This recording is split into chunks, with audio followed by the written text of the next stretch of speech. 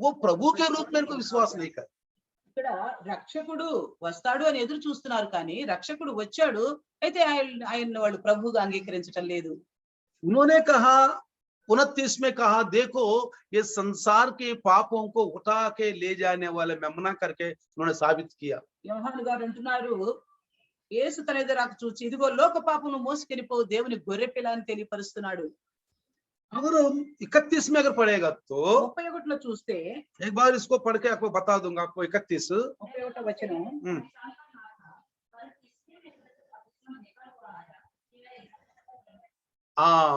इस बात को अंडरलाइन करो। నేను ఆయనను ఎరుగనెత్తిని గాని ఆయన ఇజ్రాయేలుకు ప్రత్యక్ష మగుటకు నేను నీడలో బాప్తిమిస్తూ వచ్చితనని చెప్పెను. क्या लिखा? ఇక్కడ ఏం చెప్తున్నాడు? पहचानता नहीं था परंतु जल से बपतिस्मा देते आया, वो इजराइल के बीच में प्रकट हो जाए। ఆయన ఇజ్రాయేలుకు ప్రత్యక్ష మగును मैंने అంటున్నాడు. कल क्या बोला? నేనేం చెప్పాను?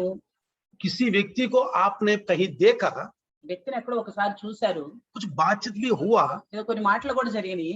कई महीने के बाद वही व्यक्ति दूसरा जगह आएगा तो आप क्या बोल रहे? यार यही भी तू प्रकट हो गया। అదే మనిషి కొన్ని సంవత్సరాల నెలల తర్వాత ఇంకెక్కడైనా కనిపిస్తే రే నువ్వు ఇక్కడ కూడా ప్రత్యక్షమయ్యావా అంటాం.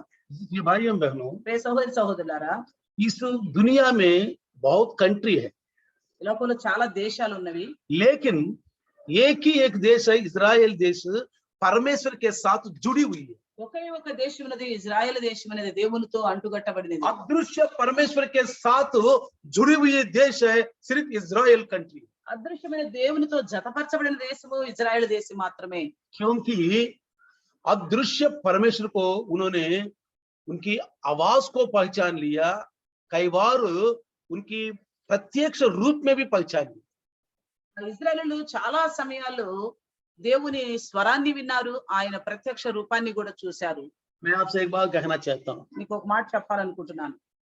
1920 से लेकर 1948 तक जब यरूशलेम को ब्रिटिश फ्रांस के बीच में जो बिचवाई रूप में शासन करने का एक वाचा बांधा, 1920 నుండి 1948 వరకు బ్రిటిష్ और ఫ్రాన్స్ మధ్యలో ఒక నిబంధన చేయాలని ఉంది. उस समय इजराइलियों को एक कंट्री नहीं है, ఆ సమయంలో ఇజ్రాయెల్కి దేశం అని ప్రత్యేకంగా గుర్తింపు లేదు, कोई कंट्री नहीं है। గుర్తింపు లేదు. क्यों? वो लोग तितर बितर हो गए। ఎందుకంటే వాళ్ళు చెల్లా చెదరైపోయి ఉన్నారు. क्यों तितर बितर हो गया? ఎందుకు చెల్లా परमेश्वर की చెదరైపోయి बातों को वो लोग मानता नहीं, ఎందుకంటే వాళ్ళు దేవుని మాటకు లోబడేవాళ్ళు इसलिए కాదు. परमेश्वर गुस्सा हो गए, అందుకే దేవునికి కోపం కలిగింది. इसलिए उनको वादा के मुताबिक उनको पूरा तितर बितर कर दिया। అందుకే దేవుడు వాగ్దానం చేసిన రీతిగా వాళ్ళందరినీ చెల్లా చెదర చేశాడు. तो वो लोग पूरी विशाल इस कंट्री में वो फैला हुआ है।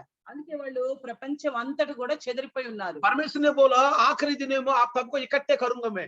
దేవుడు వారితో వాగ్దానం చేస్తున్నాడు, చివరి దినాల్లో మిమ్మల్ని అందరినీ కూడా సమకూరుస్తాను అని. फिर कानान देश में वो लोग इकट्ठे होना है। మరలా వాళ్ళు కానాను దేశంలో సమకూర్చబడాలి. कानान देश से उनको चित्तर बितर हो गए, वो लोग వాళ్ళు అక్కడి నుండే చెల్లా చెదరైపోయారు, गुलामी अवस्था में चले गए, అక్కడ నుండే దాసులుగా వెళ్ళిపోయారు, देश में विभाजन किया है। అనేక దేశాలకి చెదిరిపోయారు. वो भी उनकी कठिन और उनकी पराई देवताओं को आराधना करना इसलिए हुआ है। అది కూడా ఎందుకు జరిగిందంటే వాళ్ళ కఠిన హృదయాన్ని బట్టి, వాళ్ళు పరాయి దేవతలను ఆరాధించడాన్ని బట్టి. उन दिनों में फिर धीरे धीरे इजराइल की तरफ, फालिस्तीन के देश तरफ लोग आ रहे, यहूदी लोग। ఆ రోజుల్లో మెల్లమెల్లగా పాలస్తీనా వైపు యూదులందరూ కూడా వస్తూ ఉన్నారు. फिर भाइयों बहनों, ఈ సహోదరులారా, मैं आपसे एक बात कहना चाहता हूँ, మీతో ఒక మాట చెప్పాలనుకుంటున్నా. इजराइल कंट्री में सिर्फ 12 गोत्र लोग हैं। ఇజ్రాయెల్ దేశంలో కేవలం 12 గోత్రాలు इसलिए ఉన్నారు. इनको एक नाम से बुलाहट के में बुलाते हैं, అందుకనే ఆ పేరుతో వాళ్ళని పిలుస్తారు, children of Israel. Children of Israel, Israel యొక్క సంతానం. हाँ, चिल्ड्रन ऑफ इजराइल। ఇజ్రాయెల్ సంతానం అని పిలుస్తారు. भाइयों बहनों, సహోదరి సహోదరులారా, जब उनको 14 में 1948 में उनको देश को डिक्लेरेशन हो गया। 1948లో మే 14 తారీఖున వాళ్ళ దేశానికి గుర్తింపుగా పేరు ఇవ్వబడింది. उनका अगुवाई डेविड गुरियन बेंजामिन, ఆయన వాళ్ళకు నాయకత్వం వహించింది డేవిడ్ గురియన్ బెంజమిన్ అనే ఆయన. अचानक बोला हमारे देश का नाम इजराइल। ఆయన అనుకోకుండా ఆశ్చర్యంగా సెలవిచ్చాడు, మన దేశం పేరు ఇజ్రాయెల్ దేశం అని. पूरी वर्ल्ड में अचानक बहुत आश्चर्यचकित, ये नाम कहाँ से आ गया, ప్రపంచమంతా కూడా ఆశ్చర్యం అయిపోయింది. ఈ పేరు వీళ్ళకి ఎక్కడి నుండి కలిగినది कहाँ అని. से आ गया। ఎక్కడి నుండి వచ్చింది लोग అని. सोचा और कोई नाम रखेंगे, మన అందరూ అనుకుని ఉంటారు ఏదో పేరు పెడతారేమో लेकिन అని. अचानक इज़राइल कंट्री करके नाम, కానీ గొప్పగా ఇజ్రాయెల్ దేశం అనే పేరు ఇవ్వబడింది. इज़राइल उनके साथ, यानी कि 12 गोत्रों के साथ परमेश्वर का वाचा है उनके साथ। ఇజ్రాయెల్ దేశం అనగా 12 గోత్రాల వారితో దేవుని వాగ్దానం वर्ल्ड ఉంది. में किसी से परमेश्वर ने बातचीत नहीं की, ప్రపంచమంతటిలో దేవుడు ఎవరితో కూడా మాట్లాడలేదు. इसलिए అందుకనే एक कोने में हुआ बात नहीं है, पूरी वर्ल्ड में फैला गया करके पौलुस ने कहा था। అందుకే పౌలు గారు అంటున్నారు ఇది ఒక మూల జరిగినది కాదు, ఇది ప్రపంచం అంతటా తెలుసుకోవలసిన విషయం. हाँ, इसलिए అందుకని आइए मैं आपको ये इज़राइल कौन है, ये नाम कहाँ से आएगा, मैं एक बताता हूँ। ఇజ్రాయెల్ ఎవరు, ఈ పేరు ఎక్కడి నుండి వచ్చింది అనేది మీతో చెప్తాను. अब्राहम, अब्राहम के बाद इसहाक, అబ్రహాము తర్వాత ఇస్సాకు. इसहाक को 2 बच्चे हो गया, ఇస్సాకు 2 సంతానం కలిగారు. एसाव, याकूब। ఏశావు యాకోబు. एसाव बड़ा, याकूब छोटा। ఏశావు పెద్దవాడు, యాకోబు చిన్నవాడు. धर्मशास्त्र के मुताबिक बड़ा के बड़ा जो बेटा है उसी को ही आस्ती में दुगना देना पड़ता है।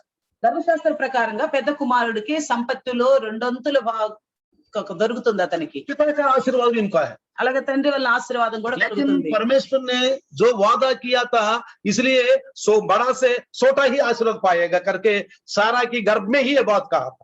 అయితే దేవుడు ముందుగానే గర్భంలో ఉండగానే ఆ బిడ్డలు ముందుగానే తెలియపరిచాడు, పెద్దవాడి కంటే చిన్నవాడి ఆశీర్వదించబడతాడు. भाइयों बहनों, परमेश्वर का किया गया वादा कभी भी पूरा ये नहीं है, पूरा नहीं होता। దేవుడు చేసిన వాగ్దానం ఎప్పుడు కూడా నిరర్ధకము కాలేదు. हाँ है तो हाँ, ना है तो ना। ఆయన అవునంటే అవును, కాదంటే కాదు. क्योंकि परमेश्वर है वो ఎందుకంటే ఆయన దేవుడు, इंसान नहीं है ఆయన మనిషి కాదు. बोल करके बस भूल जाए। ఆయన ఏదో అన్నాడు మర్చిపోయాడు అన్నది కాదు. भाइयों बहनों, సహోదరులారా, जब अब्राहम याकूब को आशीर्वाद आ गया, ఎప్పుడైతే యాకోబుకు ఆశీర్వాదం దొరికిందో, बड़े लड़का एसाव को पता चल गया, ఏశావుకి పెద్ద కుమారుడైన ఏశావుకి తెలిసింది मारने के लिए जा रहे, ఆయన చంపాలని వస్తున్నాడు. तुरंत माता पिता ने एक प्लान बनाया। అప్పుడు తల్లిదండ్రులు ఒక ఆలోచన చేశారు. सारा ने कहा मेरा भाई के पास भेज देंगे, सॉरी रिबका ने कहा मेरे भाई के पास भेज देंगे, రెబ్కా అంటుంది నా సహోదరు దగ్గర పంపుతాను అని. मेरे भाई के पास भेज నా देंगे, సహోదరు దగ్గర పంపుతాను అని. ये सेफ रहेगा। అక్కడ క్షేమంగా ఉంటాడు. जब याकूब रिबका का भाई के पास जा रहे थे पद्दनराम, పెద్దనారు వెళ్తున్నాడు యాకోబు రెబ్కా యొక్క సహోదరు దగ్గరికి. हारान से होके जा रहे, హారాను మీదుగా వెళ్తున్నాడు. हारान से होके जा रहे, హారాను మీదుగా వెళ్తున్నాడు. रात हो गया वहां, అక్కడ రాత్రి సమయం, ఇది रात हो गया। రాత్రి సమయము. देखो 28 उत्पत्ति ఆదికాండం 28వ అధ్యాయం 12 पढ़ेंगे, 12వ వచనం చూద్దాం. 12 पढ़ेंगे, 12వ వచనము. आइए। हाँ, हाँ, ప్రైజ్ ద లార్డ్, హల్లెలూయా. పలకలను అందులో ఒక నిచ్చెన భూమి మీద నిలువబడి ఉండెను, हाँ, దాని కొన ఆకాశమున నింటెను, దాని మీద దేవుని దూతలు ఎక్కుచూ దిగుచుండిరి. हाँ, समझ में आ गया। అర్థమవుతుందా? एक सीढ़ी ఒక నిచ్చెన आकाश से पृथ्वी तक ఆకాశం నుండి భూమి మీద వరకు खड़ा हो गया। నిలబడింది. वहां क्या लिखा, అక్కడ ఏం రాయబడి ఉంది? स्वर्गदूत उतरते చెడు चढ़ते हुए। దేవుని దూతలు ఎక్కుతూ దిగుచూ ఉండిరి. तो उस समय उन्होंने क्या कहा था, देखो उसमें नीचे ये लिखा है 17 में, ఇక్కడ 17వ వచనంలో చూద్దాం. 18-17 में क्या कहा याकूब, 28-17 में, सॉरी 28-17. हाँ, ప్రైజ్ ద లార్డ్। భయపడి అతను అంటున్నాడు ఈ స్థలం ఎంతో భయంకరము. हाँ, यहाँ एक परमेश्वर का, ఇది దేవుని మందిరమే గాని కాదు. अंडरलाइन करो आप लोग, అండర్లైన్ చేసుకోండి దాన్ని. ये परमेश्वर का भवन है और कुछ भी नहीं हो सकता, ఇది దేవుని మందిరమే గాని వేరొకటి కాదు. क्योंकि अब्राहम को इसहाक को दिया गया आशीर्वाद, उनको दिया गया जगह अब्राहम के बच्चों के द्वारा पूरा होने जा रहे हैं। అబ్రహాంకి ఇస్సాకి దేవుడు ఇచ్చిన వాగ్దానము ఆయన సంతానం ద్వారా నెరవేర్చబడబోతుంది. ये देखो इसे 14 में लिखा है, 28-14 में 28-14 రాయబడి ఉంది.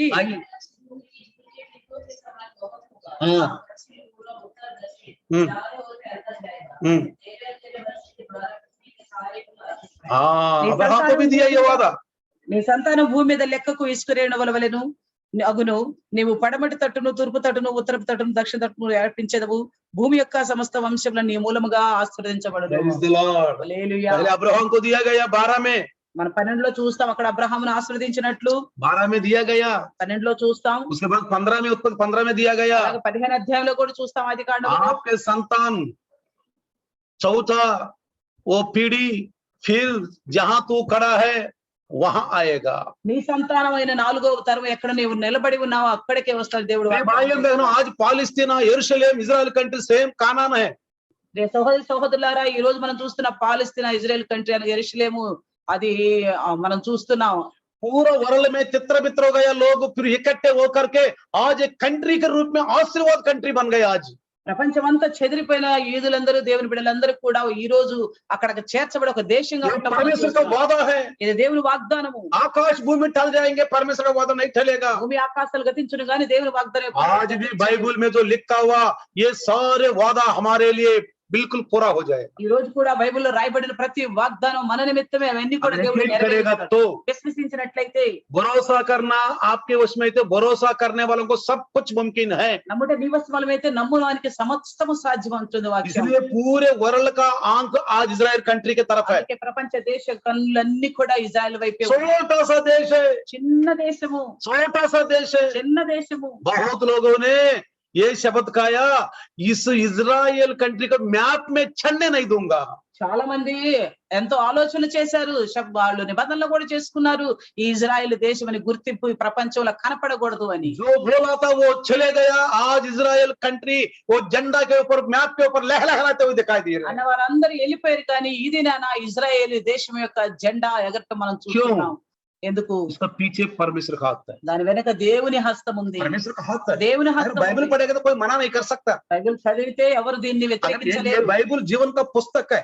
ఈ బైబిల్ జీవము గల ये आत्मिक గ్రంథము. हिस्ट्री है. ఇది ఆత్మీయపరమైన చరిత్ర. कुछ लोगों का बायोग्राफी कहते हैं ना, वही है चरित्र है.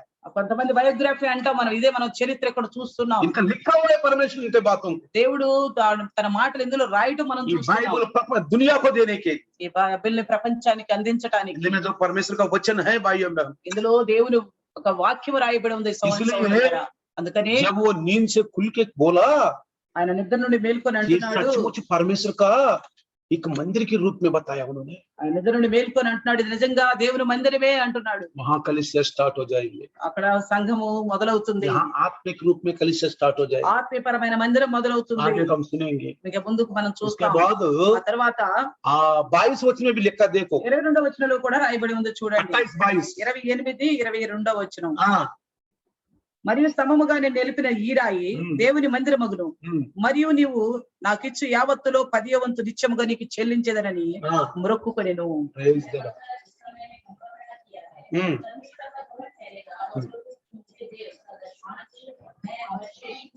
Praise the Lord. హల్లెలూయా. इनके वंश में से मसीहा आने वाला है. ఈ వంశం నుండే క్రీస్తు రాబోతున్నాడు. परमेश्वर का भवन बनाएगा वो. ఆయన వచ్చి ఒక మందిరాన్ని, దేవుని మందిరాన్ని కడతాడు. याकूब की गर्भ में से एक मसीहा आने वाला है. యాకోబు గర్భం నుండి ఒక క్రీస్తు రాబోతున్నాడు. भाइयों बहनों, సహోదరులారా, 15 में देखा, 15లో చూద్దాం. 28-15 में 28-15లో ఇదిగో నేను నీకు తోడై ఉండి నీ వెళ్ళు ప్రతి స్థలమందు నిన్ను కాపాడుచు ఈ దేశమునకు నిన్ను మరలా రప్పించేదను. Praise the Lord. హల్లెలూయా. क्या बोला? ఏమంటున్నాడు? हाँ, वहाँ तेरी रक्षा करूंगा हाँ, और तुझे इस देश में लौटा ले आऊंगा. Praise the Lord. मैं अपने कहे हुए को जब तक पूरा ना कर लूं तब तक मुझको ना छोड़ूंगा. हाँ, मैंने जो कुछ बोला वो पूरा हो जाएगा, तब तक मैं नहीं छोड़ूंगा. నీతో చెప్పిన నెరవేర్చు వరకు నిన్ను విడవను అంటున్నాడు. तू जहां भी जाएगा నువ్వు ఎక్కడికి వెళ్ళినా గానీ यही आप तेरा साथ रहूंगा. నేను నీతో ఉంటాను. वही बात यीशु मसीह ने कहा था ना, ఇదే మాట యేసుక్రీస్తు ప్రభుల వారు కూడా అన్నారు. मैं अनाथ नहीं నేను छोड़ूंगा. నిన్ను అనాథలుగా విడువను. मैंने कल बोला था, నేను మీకు చెప్పాను, प्रभु का वचन वाक దేవుని వాక్యము मनुष्यों के अंदरों के बात करता है. మనిషిని హృదయాలు, మనిషి లోపల నుండి మాట్లాడుతుంది. यीशु मसीह शरीर के रूप में आया, యేసుక్రీస్తు ప్రభుల వారు శరీరాకారంలో लेकिन వచ్చారు. वचन रूपी परमेश्वर उनके अंदर है. అని వాక్యమైన దేవుడు వారిలో ఉన్న ఆయన यीशु ఉన్నాడు. मसीह जो भी बोलता है वचन वाक बोलता है. యేసుక్రీస్తు ప్రభుల వారు ఏది మాట్లాడినా వాక్కు అనగా వాక్యాన్ని మాట్లాడారు. परमेश्वर मुझे एक आकार दिया करके भजन में बताया था. అందుకే కీర్తనలో అంటున్నాడు, దేవుని నిమిత్తమై అంటున్నాడు, దేవుడు నాకు ఒక శరీరం ग्रंथ में అనుగ్రహించాడు. लिखा है, एक मुझे एक आकार दिया गया है. ఆ గ్రంథంలో రాయబడి ఉంది, నాకు ఒక శరీరం इसलिए అనుగ్రహించింది. यीशु मसीह के अंदर परमेश्वर का वचन है, అందుకే యేసుక్రీస్తు ప్రభులో దేవుని వాక్యమున్నది. याकूब के अंदर के परमेश्वर का वचन है, అక్కడ యాకోబులో దేవుని వాక్యమున్నది. सचमुच ये परमेश्वर का मंदिर है यहाँ। నిజంగానే దేవుని మందిరమే, వేరే हे ఒకటి प्रभु కాదు. मुझे सही सलामत यहाँ पहुंचा दो, ప్రభా నన్ను క్షేమంగా మరలా ఇక్కడ सही తోడుకురా, सलामत पहुंचा दो। క్షేమంగా తోడుకునిరా. मैं आपको जो कुछ मैं कमाऊंगा उसमें से मैं दशमांश देके आपको महिमा करूंगा। ఏవైతే నాకు ఇస్తావో అందులో నేను 10వ వంతు ఇచ్చి నిన్ను మహింపరుస్తాను. Praise the Lord, hallelujah, హల్లెలూయా, हालेलुया। హల్లెలూయా. प्रिय भाइयों बहनों, ప్రియ సహోదరి సహోదరులారా, आज मैं आपसे एक बात कहना चाहता हूँ। మీతో ఇంకో మాట చెప్పాలనుకుంటున్నాను. यूहन्ना सुसमाचार యోహాను సువార్త 1:51 में पूरा हो गया ये बात, 1వ అధ్యాయం 51వ వచనంలో 1:51 में पूरा हो गया। 1:51లో నెరవేరుతూ మనం చూస్తున్నాం. पढ़ लीजिए। చదవండి. हाँ।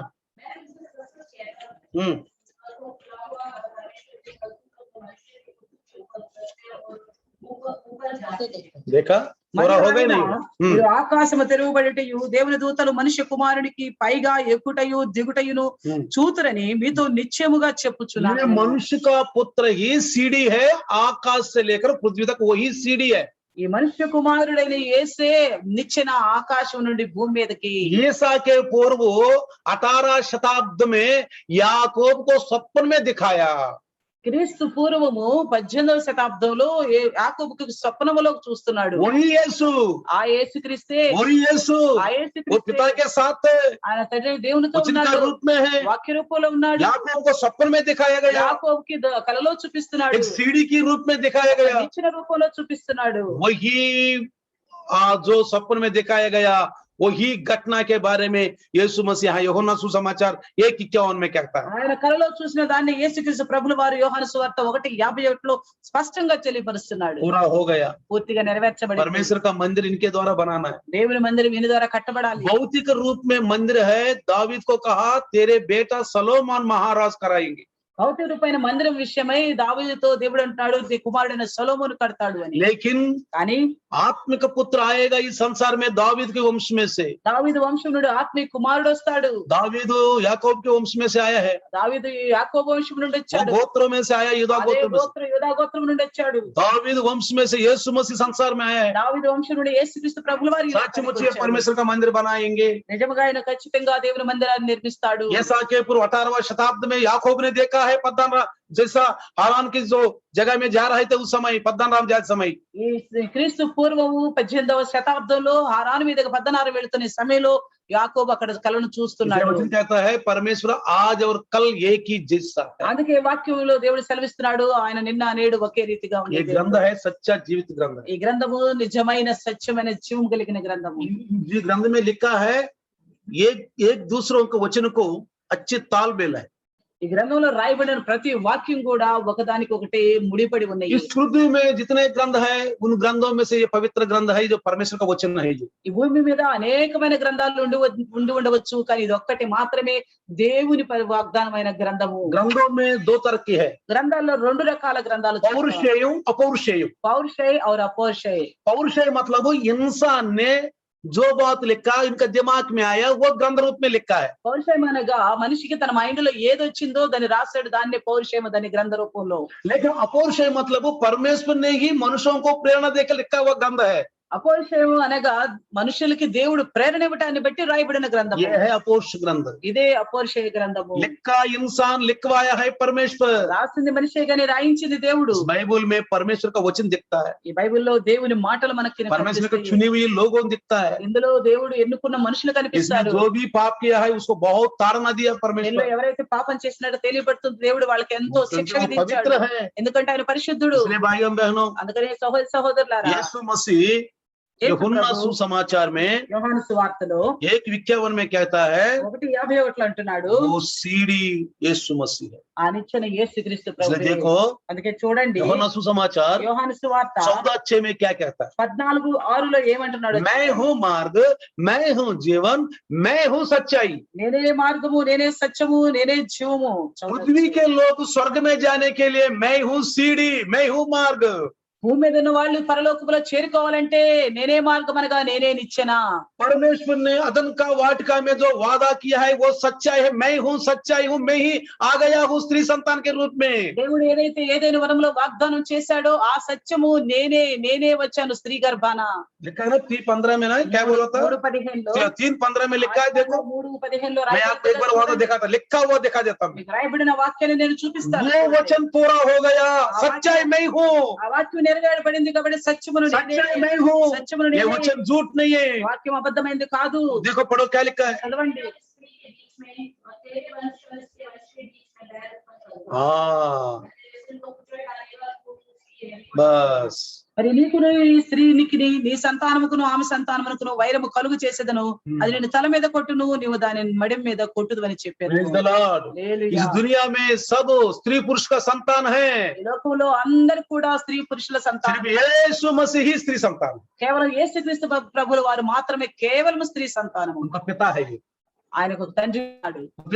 ఆయన తండ్రి वो आत्मिक पिता है, ఆయన ఆత్మపరమైన తండ్రి. वो शुरू से है, ఆయన ఆది నుండి ఉండేవాడు. वो शुरू से है, ఆది నుండి ఉన్నవాడు. उसका नाम यहोवा है, ఆయన పేరు యెహోవా. यहोवा है, యెహోవా पिता रूप परमेश्वर। ఓ తండ్రి అయిన దేవుడు. प्रिय भाइयों बहनों, రే సహోదరి हमेशा సహోదరులారా, पिता की यीशु मसीह की बहुत अच्छे तालमेल है। అది ఎప్పుడు చూసినా గాని ప్రభుని యేసుకి తండ్రితో ఎప్పుడు సంబంధం కలిగే ఉన్నాడు. मैं हूँ मार्ग, నేనే మార్గమును. पृथ्वी से जो स्वर्ग में जाने वाला, स्वर्ग से जो पृथ्वी का आने वालों को मार्ग मैं ही हूँ। భూమి మీద నుండి పరలోకమునికి వెళ్ళడానికి, పరలోకం నుండి భూమి మీదకి రావడానికి మార్గమును నేనే. मेरे बिना कोई नहीं जा सकता, నా ద్వారా తప్ప ఎవరికి కూడా వెళ్ళలేరు. मैं हूँ मार्ग, నేనే మార్గమును, सत्य मैं हूँ। నేనే సత్యమును. अदन का वाटिका में जो स्त्री संतान बताया था वो सत्य मैं हूँ। ఏదైనా వనములో ఏదైతే స్త్రీ సంతానం అని చెప్పబడిందో ఆ సత్యమును నేనే. जब आदम को जीवन की आत्मा दिया, वो जीवित प्राणी बन गया, मैं हूँ आपको जीवन देने वाला हूँ। ఎప్పుడైతే ఆదాము యొక్క నాసిక రంధ్రంలో ఆ జీవాదువును ఊదగా జీవాత్మ ఆయను, అలాగా ఆ యొక్క జీవమును నేనే అంటున్నాడు. जीवन देने वाला मैं हूँ। ఆ జీవాన్ని ఇచ్చింది నేనే. यीशु के अंदर खराब आत्मा नहीं है, యేసుక్రీస్తులో చెడు ఆత్మ లేదు. इसलिए रोमियो की पत्री में कहा जिसके अंदर यीशु का आत्मा नहीं है वो मेरा नहीं है। అందుకని రోమీయుల పత్రికలు అంటున్నాడు క్రీస్తు ఆత్మ లేనివాడు ఆయన వాడు కాడు అని. इसलिए అందుకని याकूब का सपना पूरा हो गया। ఇక్కడ యాకోబు యొక్క స్వప్నం నెరవేరినట్లు यीशु मसीह ने बोला मैं कलीसिया बनाऊंगा, యేసుక్రీస్తు ప్రభుల వారు అంటున్నారు నేను సంఘమును मैं కట్టిస్తాను, कलीसिया నేను बनाऊंगा। సంఘమును స్థాపించదను. याकूब उसको नाम बेतेल रखा है, యాకోబు ఆ స్థానములకు బేతేలు అని పేరు పెట్టాడు. बेतेल रखा है। బేతేలు అని పేరు बेतेल పెట్టాడు. मतलब परमेश्वर का घर। బేతేలు అనగా దేవుని ఇల్లు. आज परमेश्वर घर कलीसिया, ఈ రోజు దేవుని ఇల్లు అనగా సంఘము. यीशु मसीह ने स्थापना किया। యేసుక్రీస్తు ప్రభుల వారు స్థాపించిన किसने घर बनाया? దేని మీద కట్టాడు? विश्वास में घर बनाया। విశ్వాసం మీద కట్టాడు. वो भी कौन सा विश्वास? ఏ విశ్వాసం మీద? तिनका के जैसा ढूंढने वाला विश्वास नहीं है, అది గాలికి కదిలాడే రేలు లాంటి విశ్వాసం మీద पत्थर కాదు. जैसा अटल, స్థిరమైన రాయి మీద ఉన్నది. पत्थर जैसा अटल विश्वास में స్థిరమైన రాయి లాంటి విశ్వాసం మీద. आज वो कलीसिया अमी है। ఈ రోజు ఆ సంఘం మనమే. ईंटों से नहीं है, ఇటుకలతో కాదు, पत्थरों से नहीं है, రాళ్లతో కాదు, सीमेंट से नहीं है, సిమెంట్తో కాదు. केवल हम सुनने के लिए एक जगह है। वो కేవలం మనం వినడానికి ఒక స్థలం మాత్రమే. विनने वालों में भी सुनने से विश्वास बढ़ता है, వినటం వల్ల విశ్వాసం కలుగుతుంది. एक जगह जाके बैठ जाते हैं हम। ఒక స్థలంలోకి వెళ్ళి కూర్చుంటాం. देखो आज लाइव में हम सब लोग बैठे हैं, ఈ రోజు చూడండి మనం అందరం లైవ్ లో కూర్చున్నాం. हम कौन है? మనం ఎవరివి? परमेश्वर का मंदिर है, మన దేవుని మందిరము, परमेश्वर घर है, దేవుని ఇల్లు. हमारे अंदर वाक रूपी परमेश्वर है। మనలో వాక్యమైన దేవుడు ఉన్నాడు. फिर भाइयों बहनों, ఏ సహోదర वो సహోదరులారా, सीढ़ी मैं हूं करके कहा यीशु मसीह, యేసు ప్రభు అంటున్నారు ఆ నిచ్చెన నేనే, मार्ग मैं हूँ, నేనే మార్గమును, जीवन मैं हूँ, నేనే జీవమును, सच्चाई मैं हूँ, నేనే సత్యమును. मेरे अंदर सब कुछ पूरा हो गया। నా ద్వారానే అన్ని నెరవేరబడినవి. फिर भाइयों बहनों, ప్రియ సహోదర సహోదరులారా, इब्राहिम की पत्री హెబ్రీయులకు రాసిన పత్రిక 19 से लेकर 22 तक पढ़ेंगे। అధ్యాయం इब्राहिम की पत्री 10वीं अध्याय, 10వ అధ్యాయము, इब्राहिम की लिखी हुई पत्री హెబ్రీయులకు రాసిన పత్రిక 10वीं अध्याय 10వ అధ్యాయము 19 से लेकर 22 तक।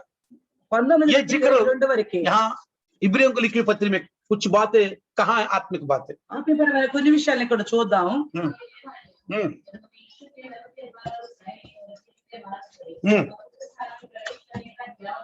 हम्म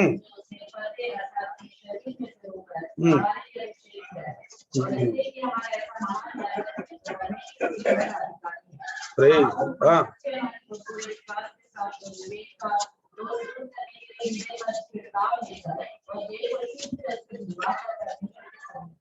సహోదరులారా, యేసు మన కొరకు ప్రతిష్ఠించిన మార్గమున हम्म అనగా నూతనమైనది జీవము గలదియు ఆయన శరీరము అను తెర ద్వారా ఏర్పరచబడిన అయిన మార్గమున ఆయన రక్తమూలన పరిశుద్ధ స్థలమునందు ప్రవేశించుటకు మనకు ధైర్యము కలిగి ఉన్నది గనుక దేవుని ఇంటిపైన మనకు గొప్ప యాజకుడు ఉన్నాడు గనుక మనస్సాక్షికి కల్మషము తోచకున్నట్లు ప్రోక్షింపబడిన హృదయములు గలవారును నిర్మలమైన ఉదకముతో స్నానము చేసిన శరీరములు గలవారునై ఉండి విశ్వాస విషయములో సంపూర్ణ నిశ్చయిత కలిగి యథార్థమైన హృదయముతో మనము దేవుని సన్నిధానమునకు చేరుదాము. హల్లెలూయా. परमेश्वर के पास जाने के लिए यीशु ही मार्ग है, वही सीढ़ी है. దేవుని దగ్గరికి వెళ్ళాలంటే యేసే మార్గము, అదే నిచ్చెన. क्योंकि क्या कहा, देखो यहाँ क्या ఇక్కడ ఏం कहा, రాయబడి ఉన్నదో చూడండి. हाँ, जो उसने पर्दा अर्थात अपने शरीर में से होकर हमारे लिए अभिषेक किया गया है. ఆయన శరీరమును తెర ద్వారా ఏర్పరచబడిన మార్గము. हम स्वर्ग में जाने के लिए यीशु मसीह की गांवों से वो करके जाना है. మన పరలోకంలోకి వెళ్ళాలి అంటే యేసుక్రీస్తు ప్రభువుల యొక్క గాయాలు ఉండా వెళ్ళాలి. जैसा आदाम गहरी नींद में था, उस समय स्त्री उत्पन्न हो गया. ఇప్పుడు ఆదాము గాఢ నిద్రలో ఉన్నాడు, అప్పుడు స్త్రీని చేశాడు దేవుడు. आदम को एक गाँव किया गया, అప్పుడు ఆదాముకు ఒక గాయం చేయబడింది. पसली में गाँव किया गया. ఆయన ప్రక్కటెముకలో గాయం చేయబడింది. जब आदम उठ गया तब एक स्त्री खड़ा हो गया. ఎప్పుడైతే ఆదాము లేచాడో పక్కన ఒక స్త్రీని నిలిచి आत्मिक ఉంచాడు. रूप में स्त्री मतलब कलीसिया. ఆత్మీయపరంగా స్త్రీ అనగా సంఘము. जब यीशु मसीह की क्रूस में पसली में बल्ला मारा, ఎప్పుడైతే యేసుక్రీస్తు ప్రభుల వారు సిలువ మీద ప్రక్కటెముకలో పొడిచారో उस लहू के द्वारा कलीसिया आ गया. ఆ యొక్క రక్తము ద్వారా సంఘం ఏర్పడింది. कलीसिया आ गया. సంఘం కలిగినది. फिर भाइयों बहनों, ఏ సహోదరి परमेश्वर సహోదరులారా, का हमको क्या रिश्ता पता है? దేవునికి మనకి ఏ విధమైన సంబంధమో తెలుసా? कलीसिया दुल्हन है और प्रभु यीशु दुल्हा है. సంఘము వధువు, ప్రభువైన యేసు వరుడునై ఉన్నాడు. एक रिश्ता है भाइयों ఈ बहनों. విధమైన సంబంధము సహోదరి సహోదరులారా. पहला आदम, మొదటి అంతిమ ఆదాము, ఆదాము. కడపటి ఆదాము. पहला आदम से पूरे जनरेशन उत्पन्न हो गए. మొదటి ఆదాము ద్వారా ప్రపంచాలు మనుషులందరూ కలిగారు. दूसरा आदम द्वारा पापियों को शुद्ध का आत्मा मिल गया, కడపటి ఆదాము ద్వారా పాపులు పరిశుద్ధులయ్యే అవకాశం उद्धार దొరికింది, मिल गया. రక్షణ దొరికింది. उस फसली में जो वो खून से क्या हो गया, कलिसिया बन गया. ఆయన ప్రక్కలో బల్యముతో పొడిచిన ఆ రక్తము ద్వారా సంఘం ఏర్పడింది. तो पुस्तक 28 में होगा, देखो उनका लहू के द्वारा ही कलिसिया बन गया. అపోస్తల కార్యములో మనం చూద్దాం, ఆయన రక్తము ద్వారా సంఘము స్థాపించబడినదని. उनकी लहू के द्वारा. ఆయన రక్తము ద్వారా जब आदम को गाँव किया गया, उस गाँव में से लहू से ही ये स्त्री बाहर आ गया. ఎప్పుడైతే ఆదాముకు గాయం 28 देखना, प्रेरितों की पुस्तक. ఎప్పుడైతే ఆదాముకు గాయం చేయబడిందో ఆ గాయము నుండే మనం ఒక స్త్రీని రావటం చూస్తున్నాం. इसी तरह ఇదే విధముగా यीशु मसीह को गाँव हो गया, पसली में से कलिसिया उत्पन्न हो गया. యేసుక్రీస్తు 28 पर. 20 అధ్యాయము 28వ వచనంలో చూస్తాము, దేవుడు తన స్వరక్తమిచ్చి సంపాదించిన తన సంఘమును కాయుటకు అంటున్నాడు. देखा क्या लिखा है?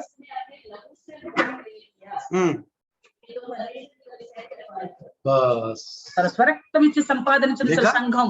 देखा, खून बहा, अड्डी निकाला गया, अव्वा संसार में आ गए. రక్తము కార్చబడింది, ఎముక తీయబడింది, దాని నుండి అవ్వాయి లోకానికి వచ్చింది. कलवरी क्रूस में यीशु की पसली में से बल्ला से मारा, उस लहू के द्वारा कलिसिया आ गया. ఆ కలవరి కొండ మీద సిలువ పైన యేసుక్రీస్తు ప్రభువు వరకు ప్రక్కలో పొడవబడింది, అందు నుండి వచ్చిన రక్తము ద్వారా సంఘము స్థాపించబడింది. बाइबल एक सच्चाई भाई सब बहनों. ఈ యొక్క బైబిల్ సత్యమైన వాక్కు. ये सुनने से विश्वास आशीर्वाद बढ़ता है. ఇది వినుట వలన విశ్వాసం కలిగి ఆశీర్వాదాలు పొందుకోగలుగుతాం. सुनने से, వినుట వలన, उसको अनुसार करने से. ఇంకా దాన్ని బట్టి నడవట వలనను. जो भाइयों बहनों, లే సహోదరి సహోదరులారా, इसलिए यहाँ लिखा है 20 में, అందుకే ఇక్కడ రాయబడి ఉంది, शरीर में से होकर लिखा है यहाँ. ఆ శరీరమును తెర ద్వారా హెబ్రీయులకు రాసిన పత్రికలో इसलिए 22 में कहता है, 22 आओ हम सच्चे मन और पूरे विश्वास के साथ और विवेक का दोष दूर करने के लिए हृदय पर चटकाव लेकर और देह शुद्धि जल से धुलवा कर परमेश्वर के समीप जाए. మనస్సాక్షికి కల్మషము తోచకున్నట్లు ప్రోక్షింపబడిన హృదయము గలవారును నిర్మలమైన ఉదకముతో స్నానము చేయబడిన శరీరము గలవారునై ఉండి విశ్వాస విషయంలో సంపూర్ణ నిశ్చయత కలిగి యథార్థమైన హృదయముతో మనం దేవుని సన్నిధికి చేరుదము. परमेश्वर के पास जाने के लिए वही पवित्र सीढ़ी है यीशु मसीह। మన దేవుడి దగ్గరికి వెళ్ళాలంటే ఆయనే పరిశుద్ధమైన నిచ్చెన ఏ ప్రభైన యేసు इसलिए అందుకనే परमेश्वर की मनुष्यों के बीच में बिछुआई है वो। ఆయన మనుషునికి దేవునికి మధ్యవర్తిగా ఉన్నాడు యేసయ్య बिछुआई है। మధ్యవర్తిగా ఉన్నాడు आइए రండి 1 तिमोथी మొదటి తిమోతి 2:5 में क्या लिखा है देख लो एक बार। 2:5 ఏం రాయబడి ఉందో చూడండి लिखी हुई वचन, రాయబడిన వాక్యము लिखी हुई वचन क्या लिखा है देख ले। हाँ దేవుడు ఒక్కడే हाँ। దేవునికి నరులకు మధ్యవర్తి ఒక్కడే ఆయన క్రీస్తు యేసును నరుడు Praise the Lord। హల్లెలూయా देखा చూస్తారు కదా फिर भाइयों बहनों, ప్రియ సహోదరి సహోదరులారా परमेश्वर की मनुष्यों के बीच में बिछुआई यीशु मसीह। దేవునికి నరులకు మధ్యవర్తి క్రీస్తు इसलिए बपतिस्मा देने वाला यूहन्ना सुसमाचार 1:31 में कहा इस्राएलों के लिए वो प्रत्यक्ष हो जाएगा। అందుకే బాప్తిస్మ ఇచ్చి యోహాను అంటున్నాడు 1:31 हाँ। ఆయన ఇజ్రాయేలులకు ప్రత్యక్షమగును అని क्यों? ఎందుకు इस्राएल कौन है? ఇజ్రాయేలు ఎవరు याकूब। యాకోబు पहले क्या था? याकूब नाम था उसका। ముందు ఏం పేరైనది యాకోబు అనే పేరు కలిగిన जब వాడు. ये पद्दन जाके 20 साल के बाद फिर परमेश्वर ने बोला फिर मैं यहाँ लेके आऊंगा आपको। ఎలాగైతే దేవుడు అన్నాడు తిరిగి నేను ఈ స్థలాన్ని తీసుకొస్తాను అలాగే 16 వెళ్ళిన తర్వాత 25 సంవత్సరాల తర్వాత తిరిగి వస్తున్నాడు. जब आते समय అప్పుడు వస్తున్న సమయంలో अपने पति पत्नियों को बच्चों को भेड़ बकरियों को आगे बढ़ा करके తమ పిల్లల్ని భార్యల్ని తనకు కలిగిన యవదాస్తిని ముందుకు నడిపించి यब्बोक नदी पार होने के बाद యబ్బో నది వాగు దాటిన తర్వాత अकेला बैठ गया। ఒక్కడే మిగిలిపోయి उस समय ఆ एक సమయంలో अपरिचित व्यक्ति उनके पास आ गया। ఒక మనిషి తెలియని మనిషి అతని దగ్గరికి వచ్చాడు. रात भर मुकाबला था। రాత్రి అంతా కూడా అతనితో పోరాటం జరిపాడు. भाइयों बहनों, ప్రియ సహోదరి इस्राएल के సహోదరులారా, अंदर वो परमेश्वर को पहचानने वाला था। अपने पूर्वज से ही उनको एक वो दिया गया आत्मिक वरदान है उनको। ఇజ్రాయెల్లో ఒక ఆత్మీయపరమైన వరదానం ఉన్నది. అది ఏదంటే వాళ్ళ దేవుని వాళ్ళు గుర్తించగలుగుతారు.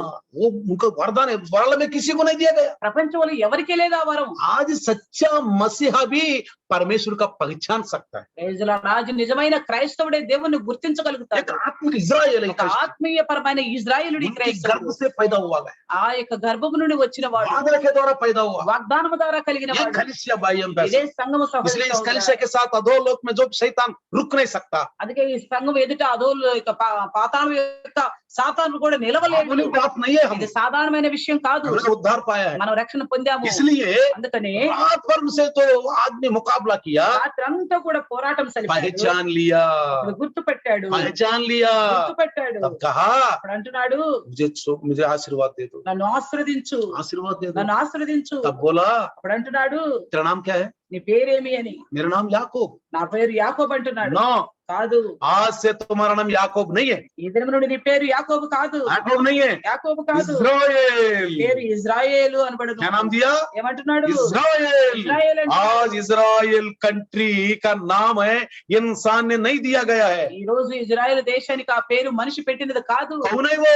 ఎవరు? अदृश्य परमेश्वर అదృశ్యమైన దేవుడు यहोवा नाम से प्रकट हुआ। యెహోవా పేరు మీద ప్రత్యక్షమైన ఆయన. वो यहोवा ने बोला तेरा नाम आज इस्राएल है। ఆ దేవుడే అంటున్నాడు ఆ యెహోవా నీ పేరు ఇజ్రాయేలు అని. Praise the Lord। హల్లెలూయా. एक व्यक्ति को परमेश्वर ने इस्राएल का नाम देके आज लाखों लाखों लोग बन गया इस्राएल कंट्री में। ఈ రోజు దేవుడు ఒక్క మనిషికి ఇజ్రాయేల్ అని పేరు ఇచ్చాడు. ఆ ఇజ్రాయేల్ పేరు మీద లక్షల మంది ये वादा पूरा हो गया। ఈ వాగ్దానాన్ని దేవుడు అబ్రహాం, నెరవేర్చాడు. అబ్రహాం आ जाओ, రా, देखो చూడు, ऊपर देखो, పైన तेरा చూడు. संतान वो ऐसा आकाश आकाश नक्षत्र जैसा हो जाएगा। నీ సంతానం ఆకాశ నక్షత్రాలంతగా ఉండు. नदी के किनारे में आ जाओ, ఓ నది ఒడ్డుకు రా, रेत पकड़ो, ఇసుక తీసుకో, इतना रेत के जैसा हो जाएगा। ఇంత ఇసుకలాగా నీ సంతానం ఏర్పడుతుంది. वर्ल्ड में अब्राहम का संतान है। ఇది ప్రపంచమంతటి దేవుని సంతానాన్ని అబ్రహాము సంతానాన్ని చూస్తున్నాం. वही भाइयों बहनों, అదే సహోదరి సహోదరులారా, वही भाइयों बहनों, అదే సహోదరి प्रत्येक సహోదరులారా, में चुनी हुई है इस्राएल कंट्री। ప్రత్యేకంగా ఏర్పరచబడింది ఇజ్రాయెల్ దేశము. उस इजराइल देश में ही यीशु मसीह आ गया। ఆ ఇజ్రాయెల్ నుండి యేసుక్రీస్తు क्या ప్రభువు नाम వచ్చాడు. दिया गया 28 में उसका नाम? ఏమని పేరిస్తున్నాడు అక్కడ 25 బేతేల్। బేతేలు. बेतेल का मतलब क्या है? బేతేలు అనగా परमेश्वर का घर। దేవుని ఇల్లు. जब ईस्वी 69 में 69 में जब बेतेल को रोमा गवर्नमेंट को पालित प्रांत के रूप में है, మనం క్రీస్తు శకము 69లో చూస్తున్నాము అది రోమా గవర్నమెంట్ ద్వారా పరిపాలించబడుతున్నట్లుగా. रोमा गवर्नमेंट के नीचे ही यीशु मसीह 3.5 वर्ष रहा. అక్కడ రోమా సామ్రాజ్యం కింద యేసుక్రీస్తు ప్రభుల వారు అక్కడ 33.5 సంవత్సరాలు ఉన్నట్లుగా देखो మనం कैसा చూస్తున్నాం. पूरा हो गया. ఎలా నెరవేరబడిందో देखो చూడండి. कैसा पूरा हो ఎలా गया. నెరవేరబడిందో वो చూడండి. सीढ़ी यीशु मसीह ఆ है. నిత్య యేసుక్రీస్తు ప్రభువే. यीशु मसीह के साथ ही हम ऊपर जा सकते हैं. యేసుక్రీస్తు ద్వారే మన పరలోకానికి వెళ్ళగలుగుతాం. ऐसा के पूर्व 18 शताब्दी में दिखा दिया गया. యేసుక్రీస్తు పూర్వం 18వ శతాబ్దంలో చెప్పబడిన మాట. लेकिन पहले शताब्दी में ईस्वी में ही ये पूरा हो गया. క్రీస్తు సమయంలో అనగా క్రీస్తు శకం మొదటి శతాబ్దంలోనే అది నెరవేరింది. आकाश के नीचे दिए गए नाम में कोई नाम नहीं, सिर्फ उद्धार पाने का यीशु का नाम है. ఆకాశం కింద ఇవ్వబడిన నామములు ఏ నామము ద్వారా కూడా రక్షణ లేదు, కేవలం యేసుక్రీస్తు నామమే. आज हम प्रभु के मार्ग में जा रहे हैं. ఈ రోజు మనం ప్రభు నామములో మార్గంలో నడుస్తున్నాం. यात्रा में ही याकूब से बात किया. ఈ యాత్రలోనే యాకోబుతో దేవుడు यात्रा మాట్లాడాడు. में ही याकूब को एक परमेश्वर भवन दिखाया ఈ गया. యాత్రలోనే దేవుని మందిరం ఒకటి చూపించబడింది. आज हम भी यात्रा में हैं. మనం కూడా ఈ యాత్రలో ఉన్నాము. स्वर्ग का राज्य की यात्रा में हैं. పరలోక రాజ్య యాత్రలో यात्रा ఉన్నాము. के बीच में एक मंदिर बनाया गया. యాత్ర మధ్యలోనే ఒక మందిరం वही కట్టబడింది. कलीसिया, అదే సంఘము. वो कलीसिया, ఆ సంఘము उस कलीसिया यीशु के लहू के द्वारा उत्पन्न हो ఆ गया. సంఘము యేసు రక్తం ద్వారా కన్నబడింది. इसलिए प्रिय भाई बहनों, అందుకనే సహోదరి आज हम సహోదరులారా, यीशु मसीह में उद्धार पाया है. ఈ రోజు మనం యేసుక్రీస్తులో రక్షించబడ్డాం. लेकिन प्रभु का भी अंगीकार करो. ప్రభుగా కూడా केवल ఒప్పుకోండి. उद्धार नहीं है, प्रभु का रूप में भी.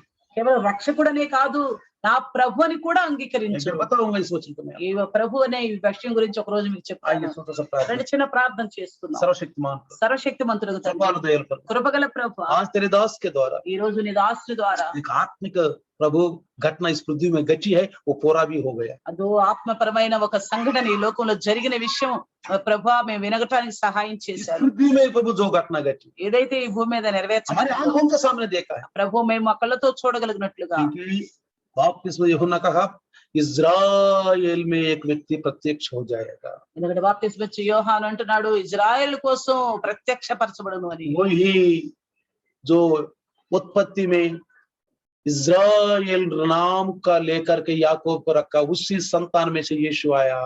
ఎక్కడైతే ఆది కాండములో యాకోబుకి ఇజ్రాయెల్ పేరు పెట్టారో ఆ సంతానం నుండి యేసుక్రీస్తు ప్రభుల వారు अचानक यरदान नदी के पास आके प्रकट हो गया. ఆశ్చర్య రీతిగా యోర్దాను నది దగ్గర देखो, ప్రత్యక్షమవుతున్నాడు. देखो लो संसार के पापों को उठाने वाला मेमना मेरे सामने आ गया. ఓ లోక పాపంలో మోసుకొని దేవుని గొర్రె वही संसार का सीढ़ी है. అదే యొక్క లోకానికి आकाश నిచ్చిన और पृथ्वी का सीढ़ी वही है. ఆకాశముడు భూమి మీదకి నిచ్చిన అదే मेरे पीछे आने वाला है.